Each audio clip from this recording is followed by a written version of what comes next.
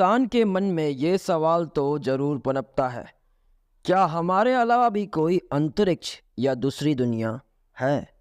और अगर है तो कहाँ है? बात है 4 साल पुरानी। 15 साल के अनमोल के साथ कुछ तो जादुई घट रहा था।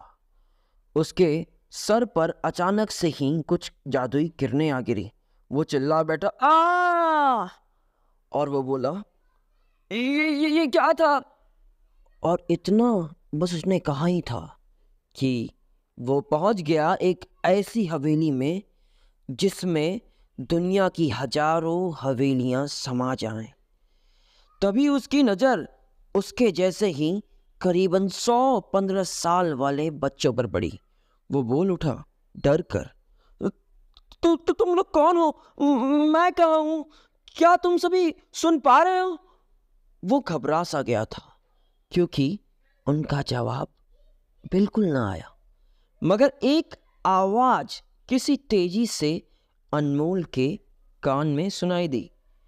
अनमोल बेटा, लाइन में रहो। देखो सभी है, तुम भी लाइन में रहो।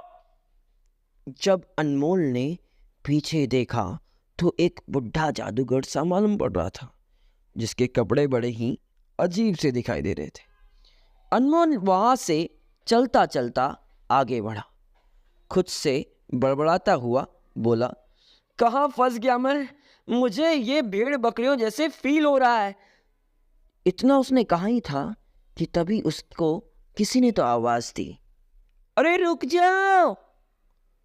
अनमोल जैसे ही मुड़ा, उसने उसके ही एज का एक लड़का देखा और वो लड़का उससे कहता है, ये क्या हो रहा है भैया?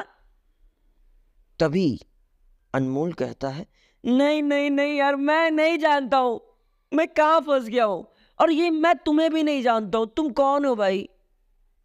दिमाग खराब करने आ जाते हैं।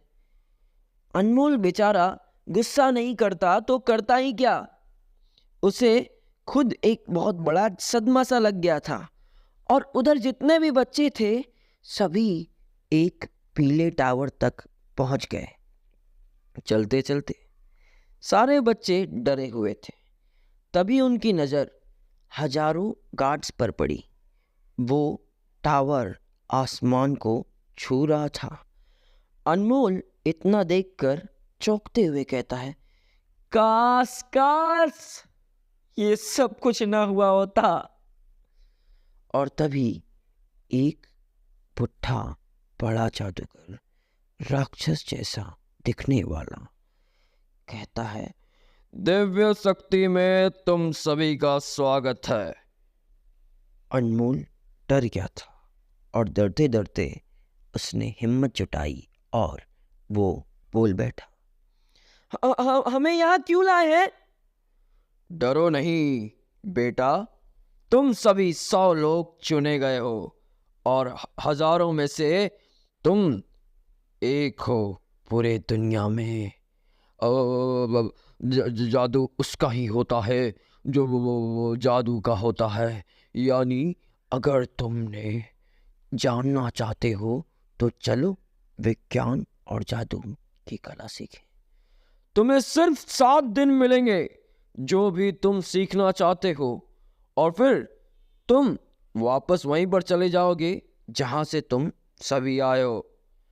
अगर फेल हुए तो याद रखना ये बात को कि तुम ये सारी बातें भूल जाओगे और जहां से आए हो वहीं पर चल जाओगे और तुम्हें दोबारा कोई मौका नहीं मिलेगा।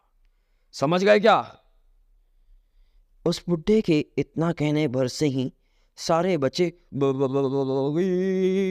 थर थर कांपने लगे और सभी बच्चों के अंदर डर और खुशी दोनों ही एक साथ थी। अनमोल का सर चकरा सा गया। वो बोल उठा, दिव्य शक्ति? क्या है ये दिव्य शक्ति? इतने में ही दूसरा बच्चा बोला, क्या मैं सपना देख रहा हूँ? मतलब ये क्या हो रहा है? मेरा तो सर चकरा रहा है भाई, ये क्या हो रहा है? मैं स्कूल है क्या ये? हाँ, पाठशाला है? हाँ, क्या एकदम बेवकूफ समझे हमको?